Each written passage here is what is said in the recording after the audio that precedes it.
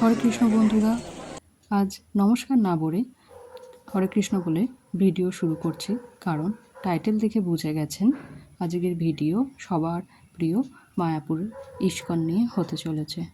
নবদ্বীপ ঘাট থেকে লঞ্চে করে মায়াপুর যাওয়ার পথে মা গঙ্গার বা জলঙ্গি নদীর দৃশ্য। আর এখন হচ্ছে গদা ভবনের সামনে সুবিস্তৃত সবুজ উদ্যান, যেখানে বসে থাকলে চারিদিক থেকে হরে কৃষ্ণ নাম ভেসে আসে। গত 2রা মার্চ ওয়েস্ট উইংয়ে নরসিংহদেবের মন্দির খুলে গেছে।